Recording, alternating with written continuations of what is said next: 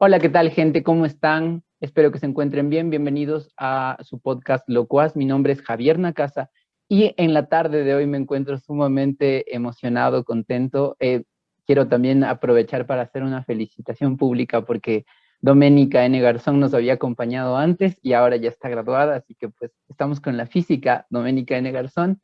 Ella es ecuatoriana, ella pues es estudiante de Yachay Tech. Así que muchas gracias, Dome, por aceptar este nuevo round en el Locuaz.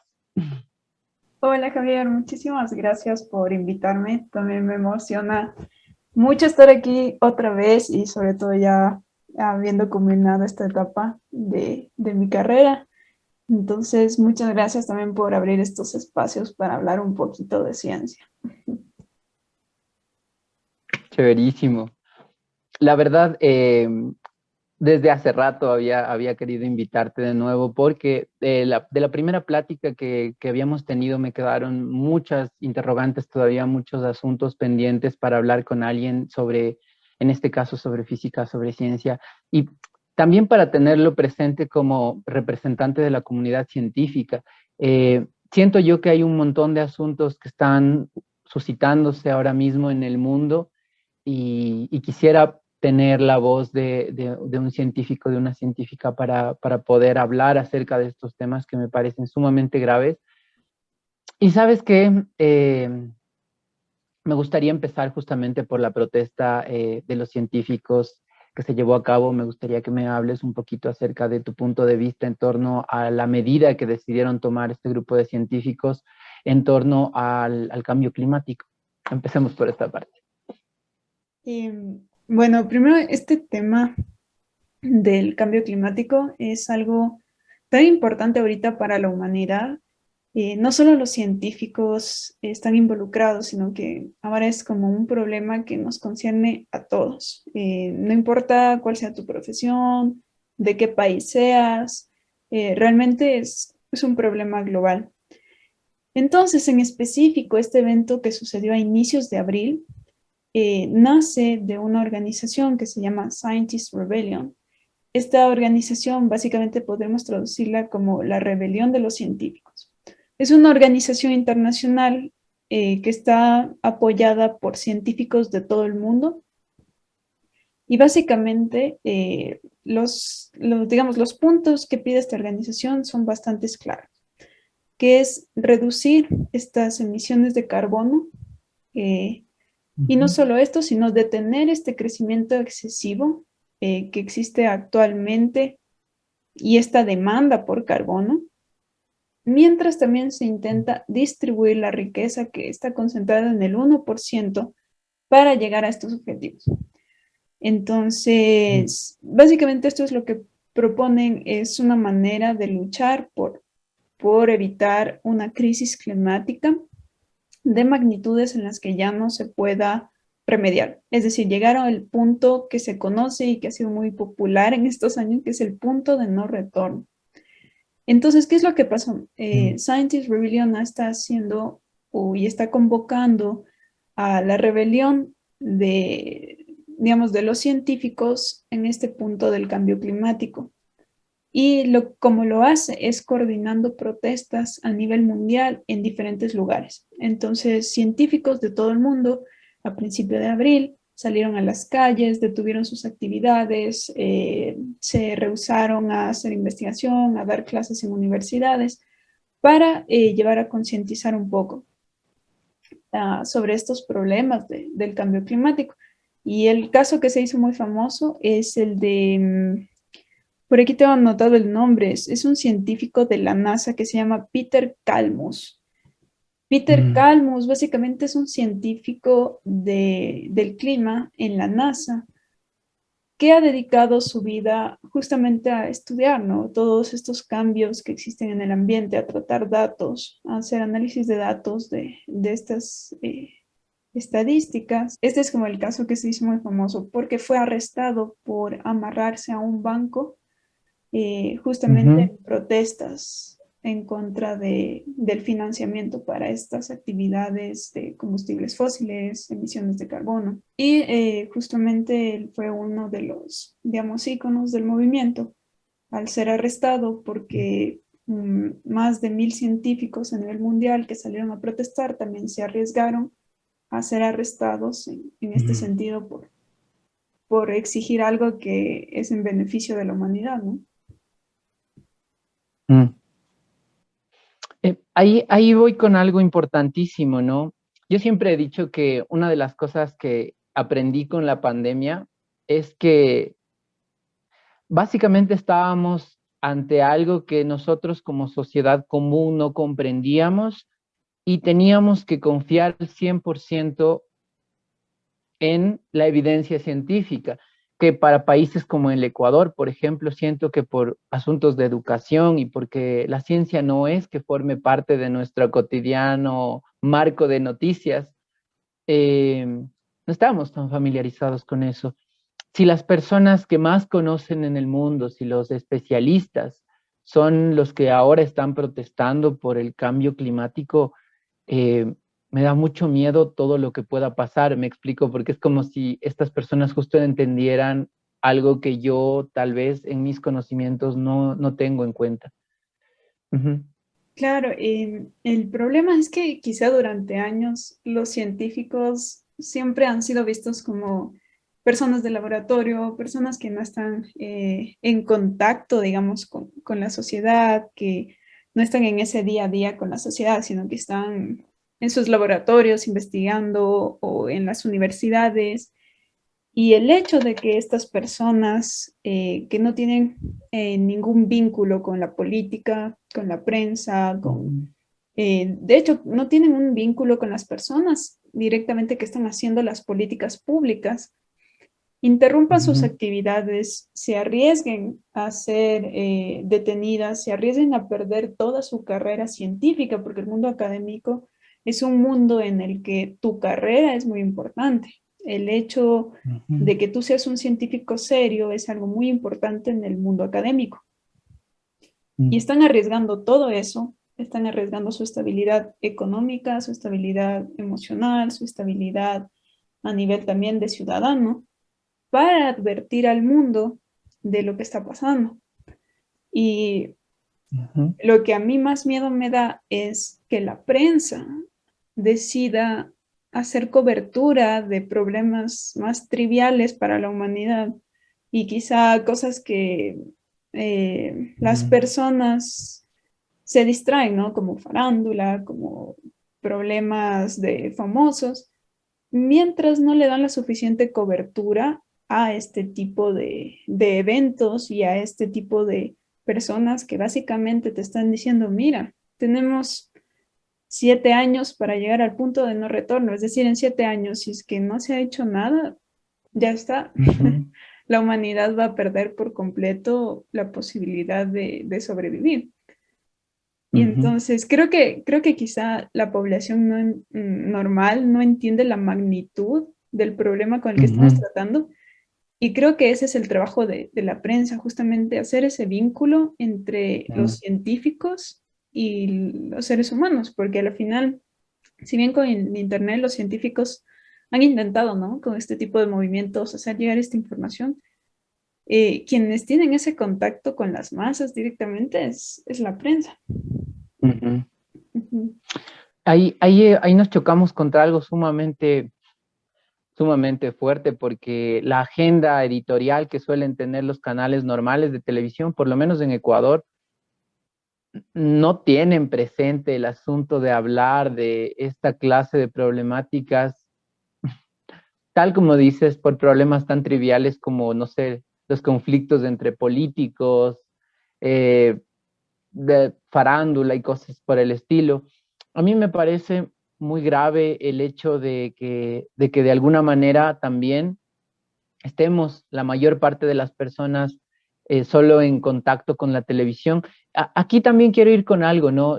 Esto me parece muy importante y es que las nuevas generaciones, todos, ya van teniendo este acceso a la información mucho más en torno a redes, que las redes sociales tal vez en algún momento fueron planteadas solamente como medios de entretenimiento, etcétera, pero ahora nos sirven como canales directos entre la noticia que se está suscitando en X lugar del mundo y el lugar en donde nosotros nos encontramos y cómo nos afecta, cómo de alguna manera también podemos contribuir con estas causas.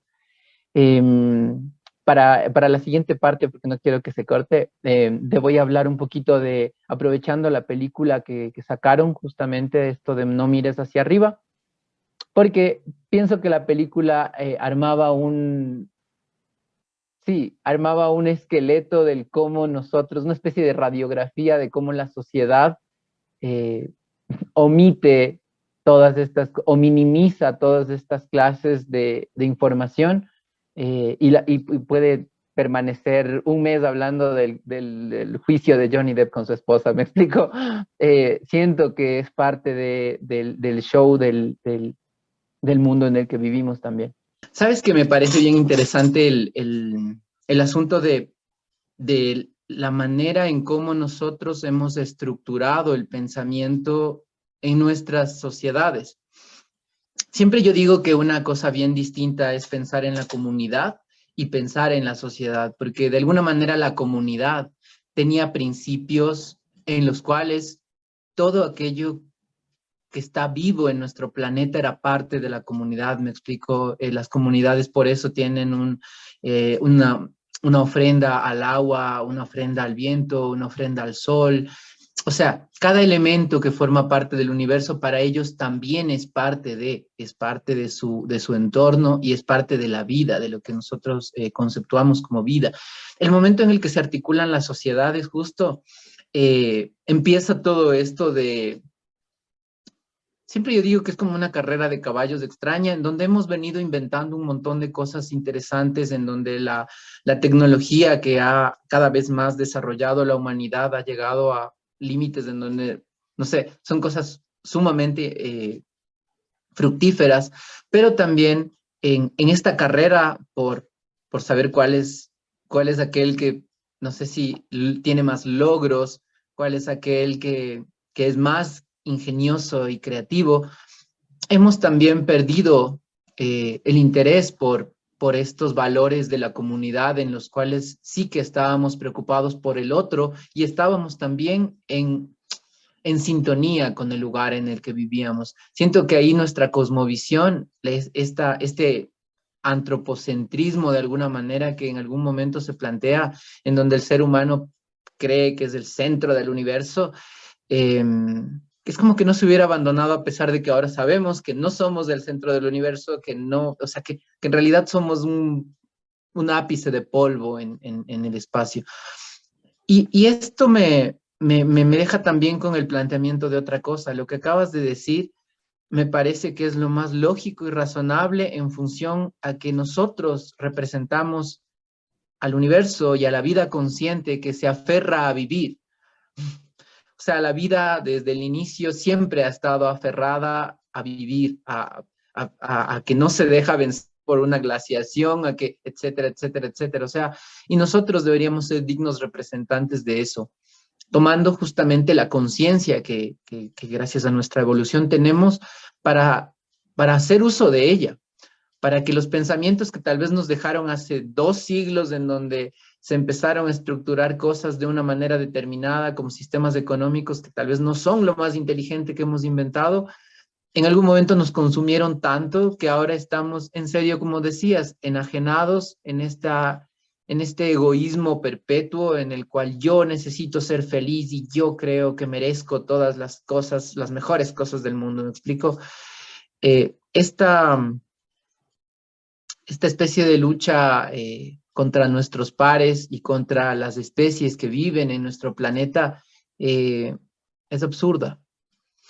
Nosotros deberíamos representar todo lo contrario en función al nivel de conciencia que tenemos. Entonces, sí, es sumamente complejo, de hecho, lo que estamos diciendo, ¿sabes? Porque le estoy llevando a cómo yo le hablaría a un chico de 14 años, de 15 años, que son mis estudiantes, de este tema.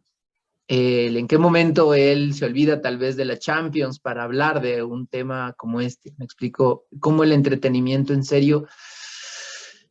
Nosotros sabemos que es seductivo, que nos seducen los temas que nos divierten, que nos entretienen, que nos hacen olvidar un momento de las problemáticas que tenemos, pero en este caso tenemos una problemática que tiene a la especie humana en peligro de extinción y a todas las especies que están alrededor también. Eso es, siento, justo eso por lo que decías, que me parece sumamente trascendental lo que dijiste ahí. Mm, Quisiera que para continuar me comentes un poquito dentro de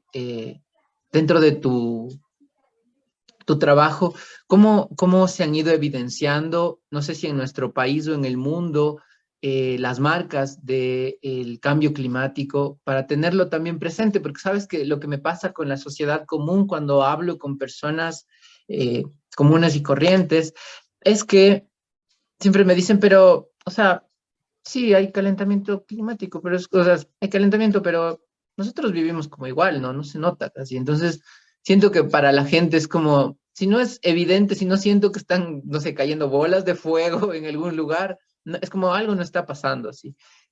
Por el nivel de espectacularidad en donde vivimos, creemos que todo debería ser un show a veces, creo.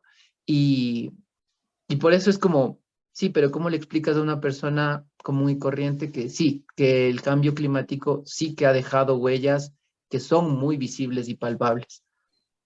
Y lo que mencionas, Javier, es súper, súper, digamos, preocupante porque es verdad. Estamos tan acostumbrados a que si algo no aparece en todos los medios de comunicación, entonces debe ser mentira. O si Ujú, algo no me lo dicen 3 veces al día todas las personas que conozco porque está en la boca de todos, entonces seguramente no es verdad. O si yo no estoy viendo cómo en este momento sube la temperatura, entonces ¿cómo voy a saber que es verdad? Y para hacer una analogía, es como si yo dijera, yo creo que esta idea de que existe aire es mentira porque yo no veo el aire. O sea, ujú, seguramente el viento cuando corre muy fuerte, pero seguramente solo ahí hay aire porque ahí es donde veo algo.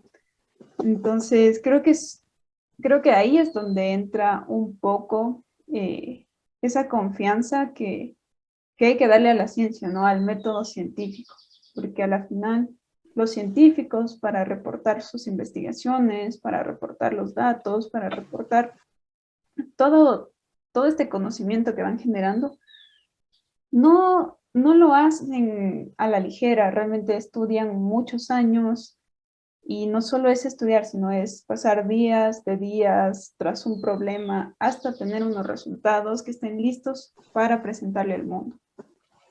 Entonces, en ese sentido es como súper importante que todos comencemos a confiar en la ciencia, primero, y segundo, a entender el por qué el método científico funciona para poder afirmar o negar cosas.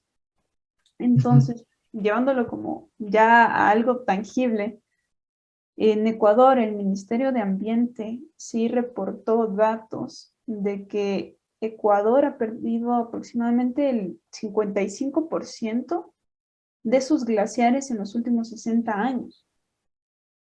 Mm, Si seguimos a ese ritmo, ¿qué va a pasar? Nosotros claro. decimos, no, esto del calentamiento global es algo de países del primer mundo, pero no, o sea, los efectos ya se están viendo. Un ejemplo súper alarmante es de este nevado, el Carihuayrazo. Este nevado perdió el 96% de su hielo Mm, y se proyecta que en los siguientes años sí podría desaparecer. Entonces, estamos hablando de algo que sí es tangible, de algo que si nosotros observamos y comparamos una fotografía de hace 60 años del Cotopaxi con una fotografía actual del Cotopaxi, se va a evidenciar esa temperatura en cómo ha subido durante estos años.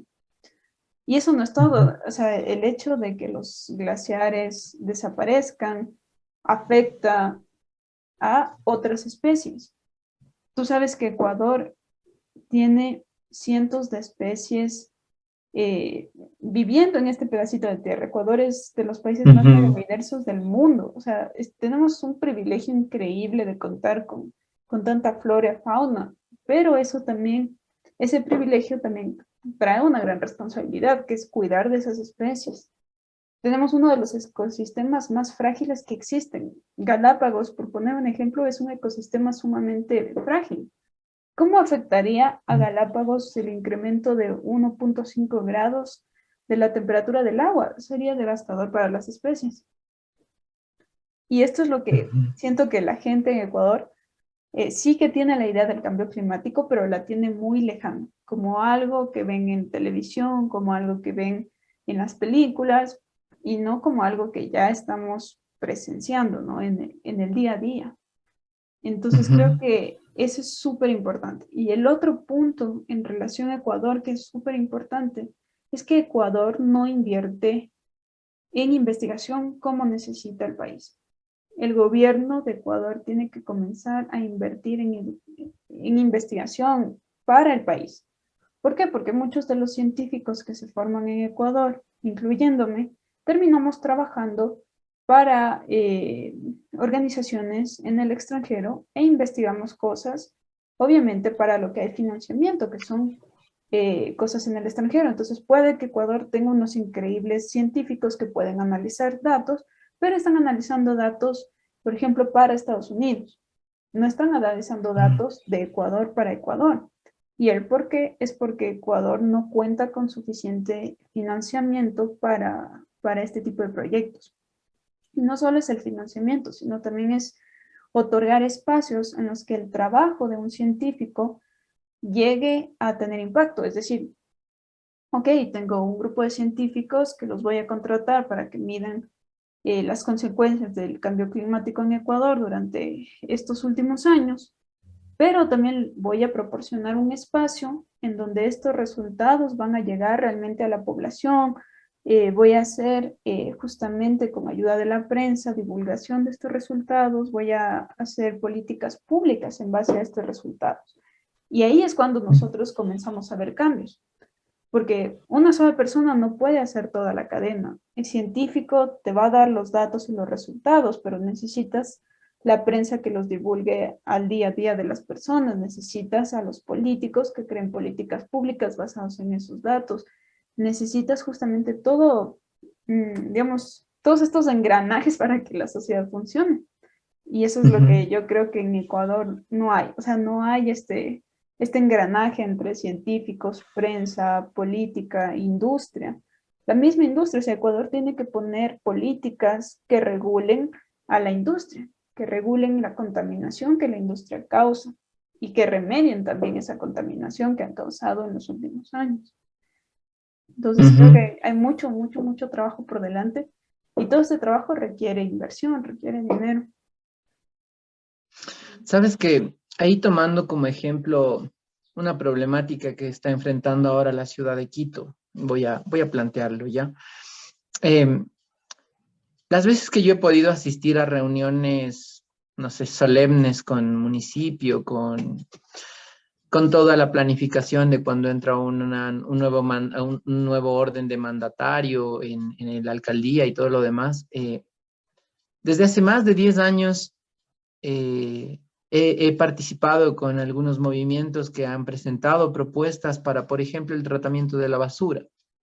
Y quiero hacer este hincapié porque Quito tiene un problema grave con el tratamiento de la basura porque hace 10 años se quisieron plantear políticas de parte de la ciudadanía que eran solicitadas por la ciudadanía y propuestas por la ciudadanía con ejemplos de otros países para que la basura pudiera ser de utilidad, para que tuviera un tratamiento adecuado en el cual tal vez nos puede generar algún tipo de energía a partir de su tratamiento adecuado. Claro. El asunto es que nunca se llevó a cabo. Estoy hablando de algo de hace 10 años que se han venido más bien impulsando por parte de la ciudadanía, de la sociedad civil, y, y ahora 10 años después tenemos un botadero de basura que está a tope y que cada vez va a ser mucho más complejo el llevar a esas piscinas de tratamiento que tienen, que en realidad son botaderos, que no tienen ninguna clase de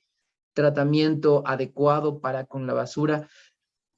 ese es el problema de no tener investigación y quiero aplicar ese ejemplo tal vez para todo lo que nos pasa. El problema es que siempre dicen, la investigación requiere de demasiado dinero y no tenemos dinero para hacer eso, ¿no? Entonces, como no le dedican esa cantidad de dinero, luego aparecen problemáticas mucho más graves que requieren mucho dinero para ser solucionadas y que pudieron haber sido solucionadas hace 10 años atrás si es que hubieran hecho una planificación de investigación, en este caso, para no perjudicar al medio ambiente teniendo un botadero de basura irresponsable. Porque ahí siento que las autoridades hacen eso. Entonces, yo no sé hasta qué punto nosotros sí necesitamos que pase algo terrible, por ejemplo, en este caso con el tratamiento de la basura. eh, y eso también llevado a la magnitud de la que estábamos hablando. eh, Tenemos, como tú decías, es un país mega diverso, es por poco el país con más especies endémicas por metro cuadrado. Estamos hablando de un país que yo recuerdo que en un tratamiento de un cuento que alguna vez escribía, decía, el Ecuador a futuro no va a ser un país, va a ser como una reserva, la reserva planetaria tal vez. Cuando ya todo esté destruido, tal vez el Ecuador se queda como un fragmentito en donde todavía hay un montón de especies que pueden ser utilizadas. Se me hace triste pensar en eso, pero yo escribía puros cuentos apocalípticos en donde tal vez todo estaba destruido por guerras o por asuntos del calentamiento global mismo y el Ecuador solo no era bombardeado o destruido porque decían, no, no sirve porque ahí podríamos tener un montón de muestras científicas para lo que queremos hacer a futuro. Eh, eso también, yo hace muy poquito hablaba con alguien y esta amiga me decía, todas las historias de ciencia ficción terribles en donde hemos visto apocalipsis, pandemias y todo, creo que ahora se van aplicando a lo que vamos viviendo en nuestra vida cotidiana. Es muy importante que sí tengamos en cuenta el valor que le damos a estos discursos en los cuales se acaparen. Solo en las instituciones educativas, diría, ya tendríamos un cambio bien grande si en la malla curricular también existiera una asignatura en la cual les informamos a los estudiantes acerca de la importancia de la protección medioambiental. Solo con eso, ya tendríamos un aporte más. Ujú. De hecho, lo que mencionas es algo que, digamos, yo creo que es el talón de Aquiles de Ecuador. Ecuador tiene una posición geográfica espectacular, tiene una tierra espectacular. Tenemos prácticamente, digamos, estamos en ventaja en comparación a los otros países, increíble. Energética, tenemos un sol privilegiado, tenemos unas corrientes de agua privilegiadas, tenemos una diversidad de alimentos privilegiado, tenemos una tierra en la que se producen alimentos incluso cuando no la cuidas o sin que tú mismo intentes plantar, ya está creciendo alimento como hierba mala. O sea, tenemos Ujú. tantos recursos, pero el talón de Aquiles de Ecuador es que a nivel cultural, los políticos y los líderes de Ecuador siempre han pensado a corto plazo Mm. en el sentido en el que era lo que hablábamos. Esto me beneficia a mí y mientras, por ejemplo, en estos 4 años que yo estoy de gobierno, mientras las cosas funcionen, a mí no me importa Ujú. lo que pase luego. Y creo que eso es un gran problema, el pensar a corto plazo. ¿Por qué? Porque esas soluciones inmediatas que vamos generando, es como ir poniendo un pequeño parche hasta que de Ujú. repente eso nos va a explotar.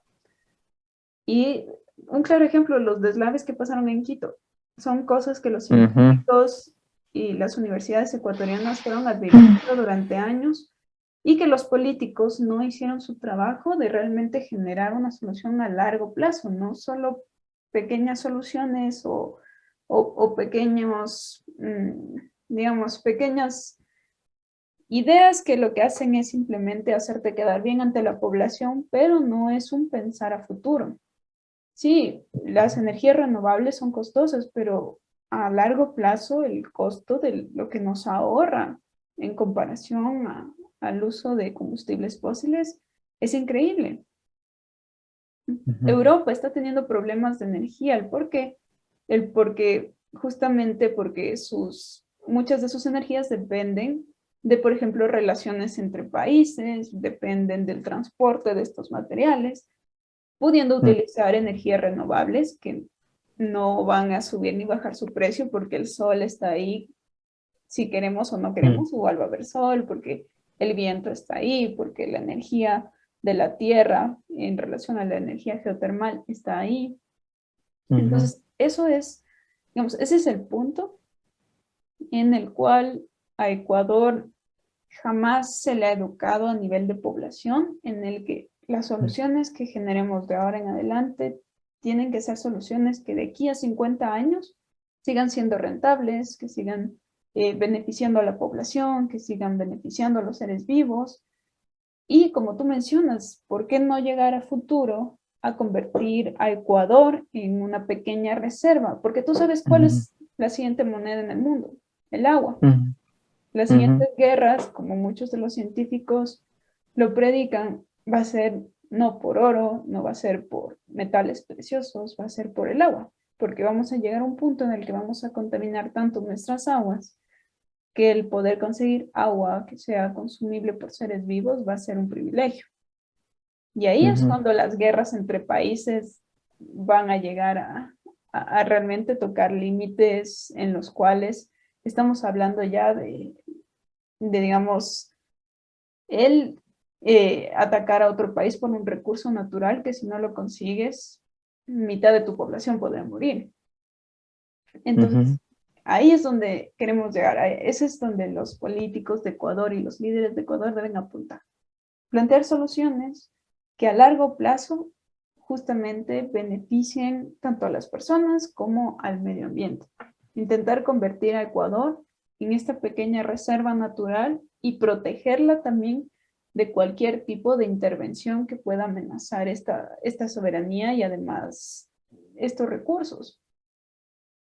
Y ahí va un tema súper importante porque tú sabes que, digamos, la mitad de las emisiones de CO2 a nivel mundial no los producen países como Ecuador o países, digamos, que los han llamado como subdesarrollados. No, estas emisiones, la mitad de estas emisiones a nivel mundial son responsables los países que se llaman comúnmente del primer mundo o países desarrollados. Estamos hablando de Estados Unidos, estamos hablando de Alemania, estamos hablando de países que cuentan con los recursos para poder cambiar sus políticas a políticas limpias. Y esto haciendo un promedio a lo largo de los años. Pero si nosotros vemos, por ejemplo, solo en el 2020, por ejemplo, el país que más CO2 produjo fue China. Y si nosotros lo hacemos per cápita, porque obviamente China tiene una gran población, entonces no sería tan justo hacerlo de esa manera. Si nosotros hacemos per cápita, estamos hablando de que Arabia Saudita fue el que más emisiones generó.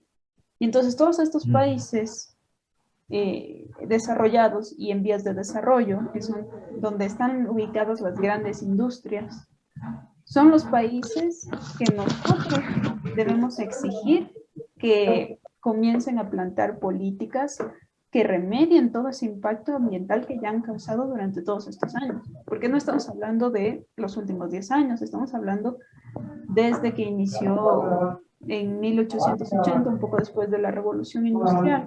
Estamos hablando de esta etapa industrializada del planeta. Y entonces, ¿cómo nosotros podemos exigir estas políticas si no comenzamos nosotros a dar el ejemplo de estas políticas limpias? Entonces, es algo súper complejo porque ahí ya hablamos de que el aire que respiramos no es un aire que está dividido por países. La naturaleza no conoce nuestras divisiones entre países. Por tanto, es importante a nivel internacional exigir esa remediación ambiental a los países causantes de estas emisiones. Esta película de No mires hacia arriba justamente es una crítica, yo creo, súper fuerte a la sociedad y creo que quizá a muchas personas les incomodó esa crítica también porque creo que de alguna manera se sintieron identificados en esas masas que muchas veces prefieren, ¿no? el estar como mucho más pendientes de problemas como lo que mencionábamos, que quizá no afectan al mundo y son más bien una manera de entretener a las personas para que no se preocupen, ¿no? De este tipo de temas tan delicados como el futuro de la humanidad. Y que a la final creo que esto se podría cambiar desde un punto de vista de educación.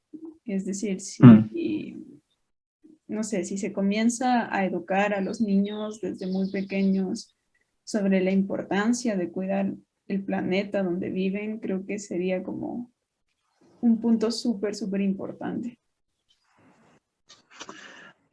Ahí yo quisiera comentarte algo y es que solo el hecho de tener conversaciones trascendentales a veces ya se vuelve complejo.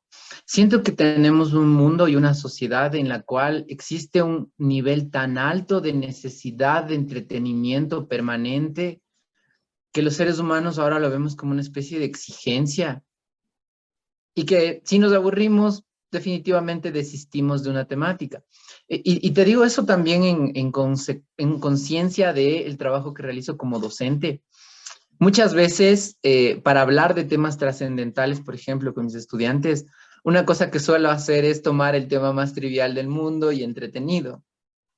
Y como contenido subliminal, hago que el tema sea trascendente, ¿no? Entonces, no sé, hemos estado hablando acerca de salud emocional últimamente, pero el tema con el que empiezo yo es diciendo, ¿han visto esta película de fantasmas? Entonces, tal vez voy a hablar en algún momento de la esquizofrenia y de todo lo que dentro de este trastorno, pues, conlleva, pero para ellos es necesario que les enganche con este asunto del entretenimiento. Yo siento que ahí el trabajo que se debería realizar, tal como mencionabas antes, también está dentro de la línea editorial que mantienen canales de televisión y demás medios de comunicación, porque tal vez la sociedad sí necesita ser tratada un poco como yo trato a mis estudiantes, ¿sabes?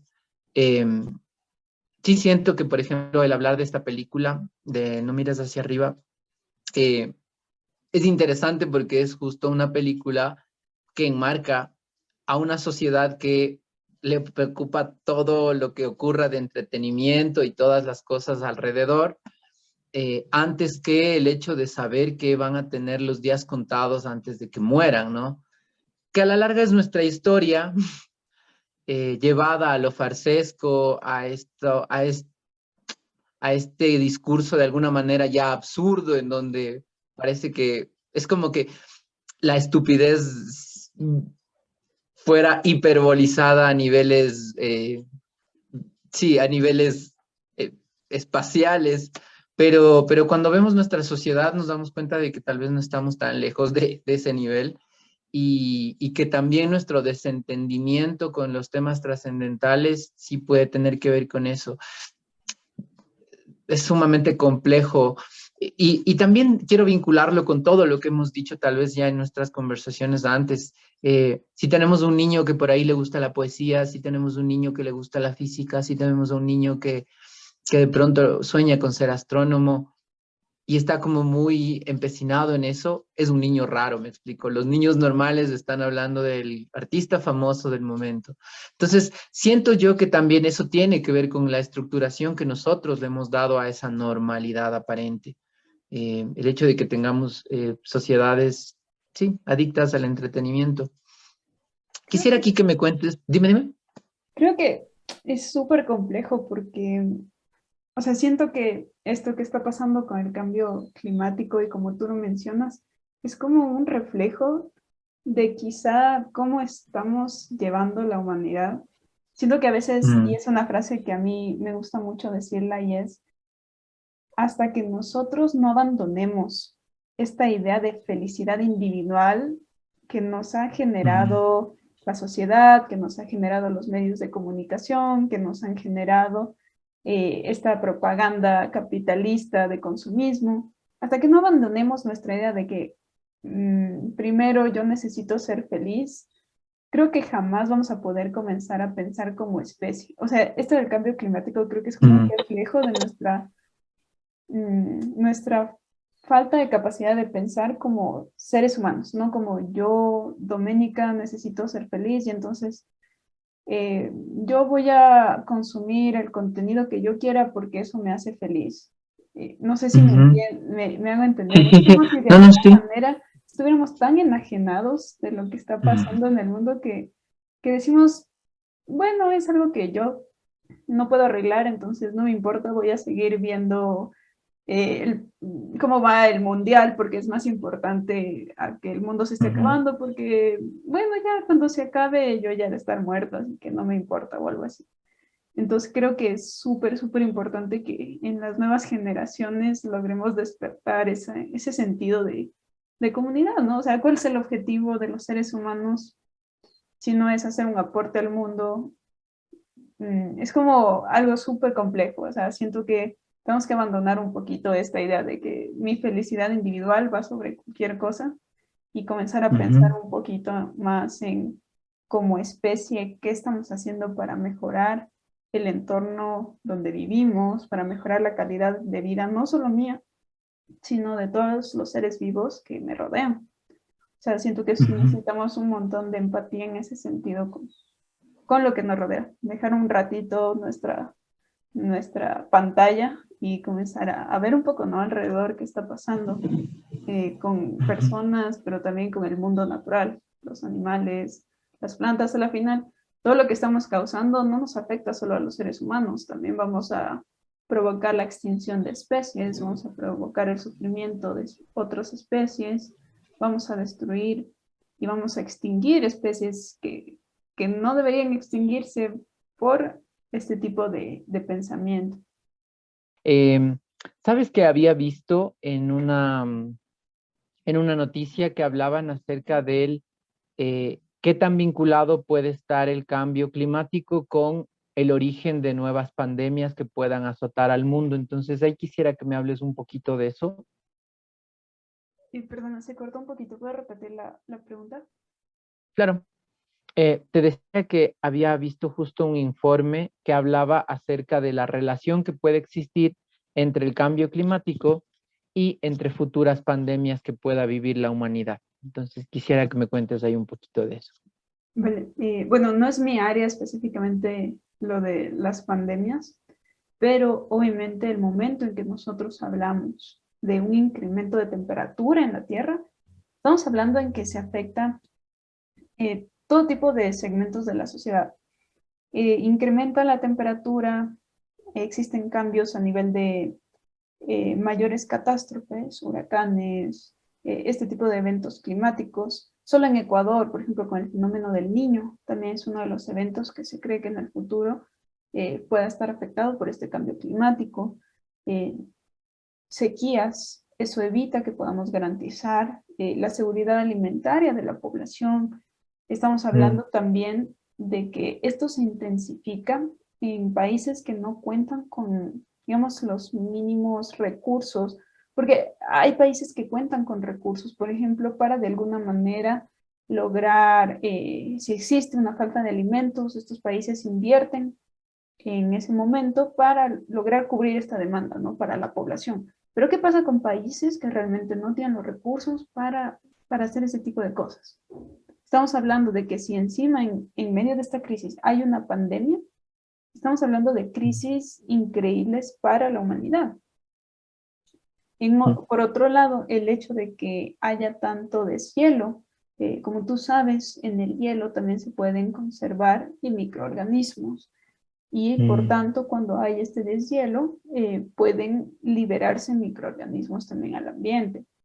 Estamos hablando mm, también de que el momento en que se incrementan las temperaturas y comenzamos a afectar a las especies, tú sabes que los ecosistemas están equilibrados. El momento en que una especie falta, el ecosistema se desequilibra, por tanto también puede pasar que ecosistemas, por ejemplo, de animales, plantas, se desequilibren.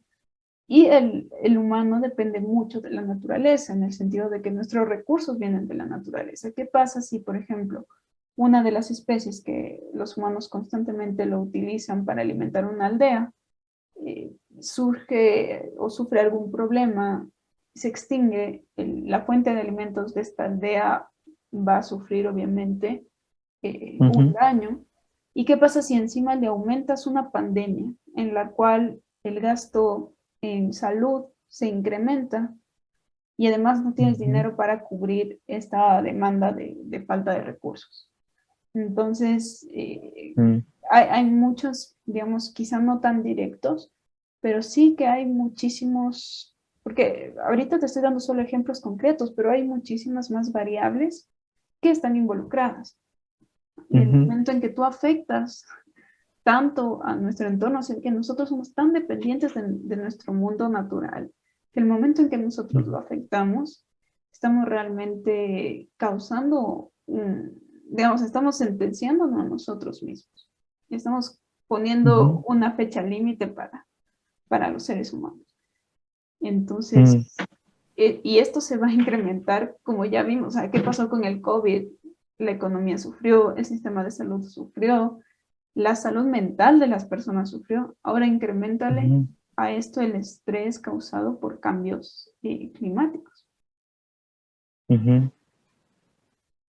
Qué profundo eso. Y qué grave también, porque sí siento que ahí hay un montón de problemas colaterales que tal vez no estamos tomando en cuenta en torno al cambio climático. En esta última parte, Dom, me quisiera que me cuentes un poquito acerca de, pues, de tu trabajo ya como parte de la institución en Alemania, como investigadora. Quisiera que me cuentes un poquito también para que el público que nos escucha y nos mira sepa, pues, cuál es tu campo de acción, que yo a veces te pregunto cosas un poco fuera de tu campo de acción, pero quisiera que también tengan en cuenta, pues, los estudios que vas realizando y todos los avances que tienes de los mismos. Y bueno, como ya les conté en el anterior programa, uno de los campos en los que hice investigación previa fue en lo que llamamos materia condensada, que estudia justamente materiales. Y ahí pues tenemos este proyecto WeatherWhy, que es justamente para combatir estos estragos que está generando el cambio climático, como es la falta de agua. Ujú, Entonces, justamente un material que permita eh, facilitar la obtención de agua del ambiente por este proceso de condensación. Y además también hacía, como soy física teórica, mi trabajo es más a nivel de teoría más que a nivel práctico. Entonces también hago simulaciones con estos materiales, ¿no? Para predecir, antes de crear un material, puedes predecir en simulaciones, en computadora, qué está pasando con este material, qué propiedades ujú, nuevas puedo obtener. Eso un poquito en el área en la que trabajé, sobre todo en mis años de universidad. Y justamente ahora lo que estoy trabajando un poco, que vaya más dedicado a lo que es un poco de astronomía, astrofísica, física teórica, estoy trabajando con la Vía Láctea. Entonces, ¿qué es lo que hacemos con el Max Planck Institute para Astronomía en Alemania? Es que nosotros investigamos la evolución de la Vía Láctea, porque desde que se formó el universo y comenzaron a aparecer las galaxias, esos son miles de miles de miles de años. Entonces, ujú, es todo un proceso evolutivo y digamos que el reto está en que nosotros no, estamos dentro de esta Vía Láctea, ¿no? La Vía Láctea es como una espiral, como unos brazos, y nosotros estamos dentro. Entonces, ¿cómo logramos observar, digamos, la imagen grande si estamos metidos en medio de esta galaxia? Es sumamente complicado y ahí está el reto. ¿Cómo ujú, nosotros superamos este reto de predecir estas propiedades de la galaxia? Es justamente mediante simulaciones, es mediante tratamiento un poco analítico, teórico de las leyes que gobiernan el universo.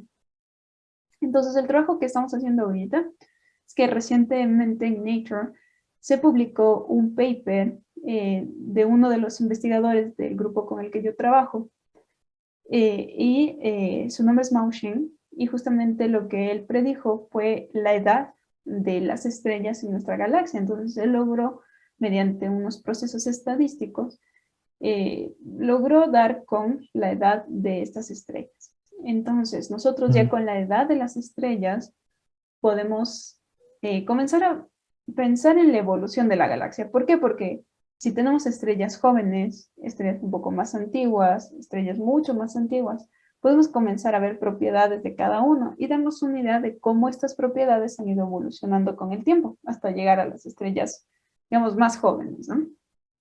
Ujú. Y entonces el trabajo que estamos haciendo ahorita se enfoca un poquito en la parte vertical, ¿no? Porque la Vía Láctea es como un disco con unos brazos. Y es interesante ver qué tanto estas estrellas se levantan de este disco. En el centro de la galaxia lo que creemos es que hay un agujero negro, que lo que mantiene es justamente a la galaxia con esta forma y mantiene también eh, lo que llamamos el campo gravitatorio, que sería lo que rige las fuerzas para que estas estrellas se mantengan en movimiento. Entonces, Ujú. estamos viendo qué tanto estas estrellas salen de este disco y sobre todo, cómo fue cambiando esto con los años. Ahora que ya tenemos datos de la edad de estas estrellas, es a nivel teórico proponer un modelo, porque eso es lo que hacemos los físicos, proponemos modelos y intentamos justamente que los datos de las personas experimentales estén como en concordancia con nuestros modelos teóricos.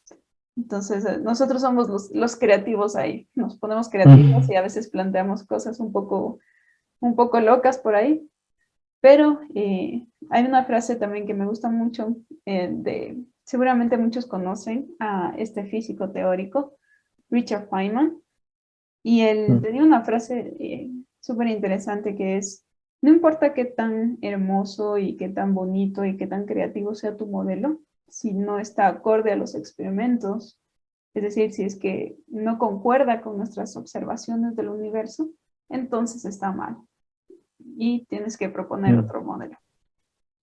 Entonces, por ahí va mi trabajo actualmente un poco en la parte de la teoría de lo que estamos viendo y lo que queremos ver en el universo también. Qué chévere.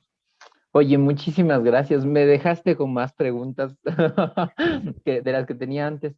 Lo que te decía es que me encuentro sumamente contento de poder conversar contigo nuevamente. Muchísimas gracias por ayudarnos con un poquito de tu tiempo para charlar. Nada, animarle una vez más a toda la gente que sueña con estudiar física, que sueña con estudiar astronomía, que tiene sueños imposibles, que se animen a hacerlo. Qué bueno que tengamos divulgadores científicos con los que me he ido encontrando al paso del tiempo en este transcurrir del canal también. Gracias por estar acá, gracias por charlar un poquito con nosotros.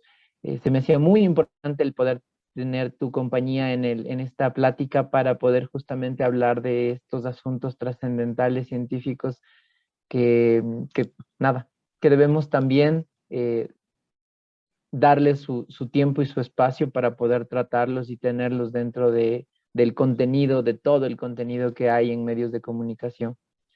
Eso, no sé si querías decirnos algo para finalizar, tal vez. Bueno, sí, creo que también quería finalizar como recalcando lo importante que es tener estos espacios y que también las personas se den el tiempo de escucharlos, porque justamente yo creo que programas como el tuyo, Javier, es como este primer paso a realmente dar visibilización a temas que son importantes. O sea, sí que el entretenimiento es parte importante de la vida de los seres humanos porque es importante, pero qué mejor si este entretenimiento también en ocasiones se combina con la idea de dar un mensaje también, ¿no? La idea Ujú. de mostrarles a las personas por lo que el mundo está pasando y que quizá problemas pequeñitos que a veces nosotros vemos son triviales en comparación a lo que está sucediendo. Estamos hablando de nuestro futuro como humanidad, ¿no? Ujú. Nada, y también como exhortarles a las personas que busquen el reloj del cambio climático. Creo que es una manera en la que se van a impactar muchísimo. Pueden buscarlo en internet. Actualmente lo colocaron, por ejemplo, en Nueva York. Está en un edificio Ujú. colocado. Y cuando ves eso, te estremeces, porque es una cuenta regresiva de Ujú. cuántos años tenemos para llegar al punto de no retorno. Es decir, cuántos años nos va a llegar a decir, ya, hasta aquí pudimos hacer algo y no lo hicimos. Entonces Ujú. creo que los exhortaría a que le den una revisada a ese reloj y tengamos fe en que todos los que por ahí lo vean les va a dar ese choque de realmente concientizarse qué estamos haciendo por el futuro de nuestro planeta. Ujú. Ahí también, como parte de lo que dices, creo que es importantísimo tomar en cuenta todas las cosas que se están haciendo del otro lado, ¿no?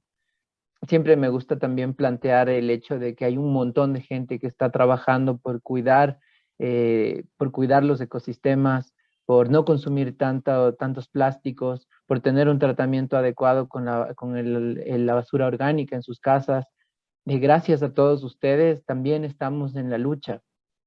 Así como Google y Elon Musk se unieron para tener propuestas con esto del el tratar de eliminar el CO2 del ambiente, así todos podemos colaborar con cosas pequeñitas, como tal vez no comprarnos esa botella plástica de agua y poder tener un termo en el que siempre llevemos el agua. Parece algo bien simple, pero si todos en el planeta tuviéramos esta iniciativa, sería algo muy importante. Gracias a ustedes por estarnos escuchando, por habernos visto hasta aquí. El día de hoy ha sido un programa medio épico. De hecho, quiero darle unas gracias a Doménica porque gracias a ella, de hecho, se ha realizado este programa también. Ella me está ayudando hoy. Y a pesar de que hemos tenido muchas cosas en contra, quería que tengamos esta plática. Gracias por llegar hasta aquí. Ya nos veremos en un próximo episodio de Locas. Cuídense mucho. Chao.